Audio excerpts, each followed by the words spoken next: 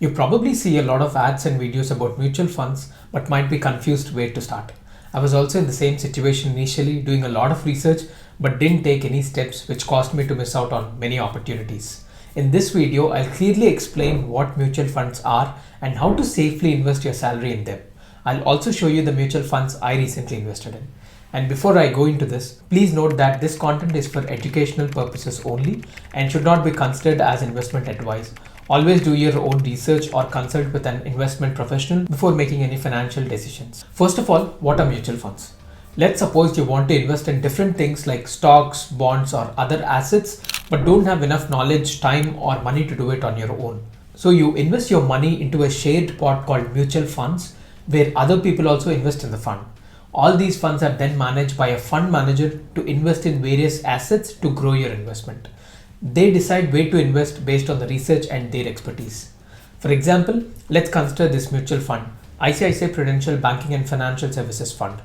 This is a mutual fund that invests in companies within the banking and financial sector, such as banks and insurance companies. The goal is to grow your money over time by focusing on the specific sector. Because it only invests in financial companies, it can be riskier but also offers the potential for higher returns.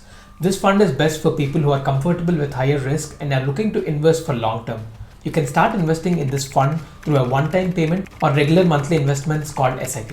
By putting money into a mutual fund, your investment is spread across many different assets, and if you're primarily investing in equity mutual funds like me, they'll combine a bunch of different stocks. This is called diversification. It reduces the risk because if one stock doesn't do well, others might perform better and balance it out. That's the whole purpose of mutual funds. Now let's talk about the types of mutual funds and how you should pick based on your investment horizon. Number one, short term. This is less than 3 years. And some of the mutual funds to consider are liquid funds, ultra short term funds, or debt funds. These funds invest in safer, low risk options like government bonds or corporate deposits. They are less likely to fluctuate wildly, making them suitable if you need your money soon. If you're saving for something like a vacation or buying a gadget in the next year or two, go for liquid or ultra short term funds. They're safer and more stable in the short run. Example of these funds are ICICI Prudential Liquid Fund, Aditya Birla Sun Life Savings Fund, and HDFC Short Term Debt Fund. Number two, medium term. This is between 3 to 5 years. Mutual funds to consider are balanced or hybrid funds or conservative equity funds. These funds mix both stocks and bonds to balance risk and return. They're good if you can leave your money invested for a few years, but not too long. If you're planning for something in the next 3 to 5 years, like a down payment for a car or a house, balanced funds are a good option. They offer a mix of safety and growth. Some of the example funds in this category are HDFC Hybrid Equity Fund, ICICI Prudential Balanced Advantage Fund, and SBI Equity Hybrid Fund. And number three is long-term mutual funds. These are for more than 5 years. Mutual funds to consider are equity funds and index funds. These funds invest mainly in stocks, which can be volatile in the short term, but tend to give higher returns over the long run. They're best if you can keep your money invested for several years. And if you're saving for long-term goals like retirement or your child's education, equity funds are ideal. They can handle market ups and downs over time and usually offer the best growth. Some of the example funds in this category are Mira Asset Large Cap Fund, Axis Blue Chip Fund, and ICICI Prudential Blue Chip Fund. One thing I'd like to add is you can also invest in multi-cap funds like me that invest in stocks across small cap, mid cap, and large cap to have that nice mix across different range of stocks.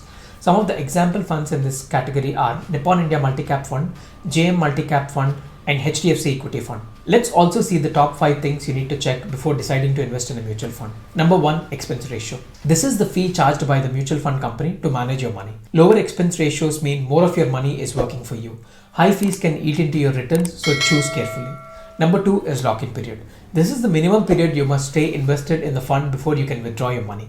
If you need liquidity or flexibility, avoid funds with long lock-in periods. Equity-linked savings scheme ELSS have a 3-year lock-in period, for example. Number 3 is assets under management. This is also called the AUM. This is the total amount of money that the mutual fund is managing. A higher AUM can indicate a popular and potentially more stable fund, but extremely large AUM can sometimes lead to challenges in managing the fund efficiently. Generally, higher AUM gives me more confidence to invest. Number 4 is fund performance. This is how well the fund has performed over time compared to its benchmark and peer funds.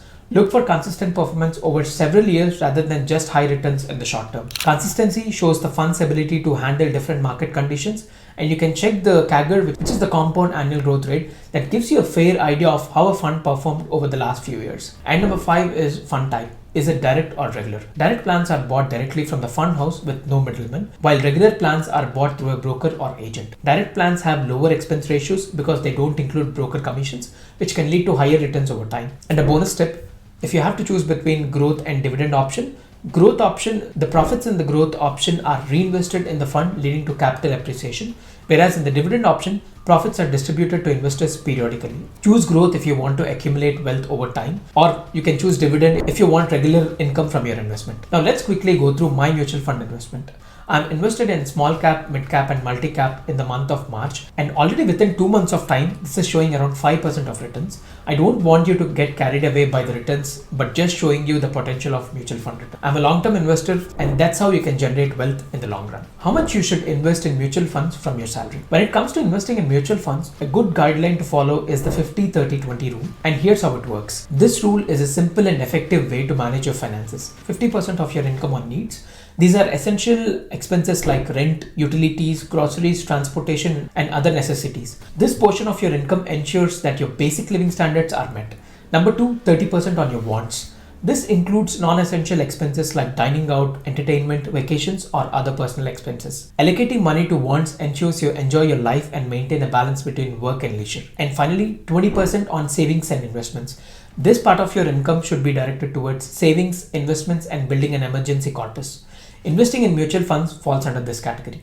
This is the money that will grow over time and help you secure your financial future. For instance, if your monthly income is 50,000 rupees, you have to keep aside 50%, which is 25,000 rupees for your needs, and 30%, which is 15,000 rupees for your wants, and finally 20% for your savings and investments, which is 10,000 rupees.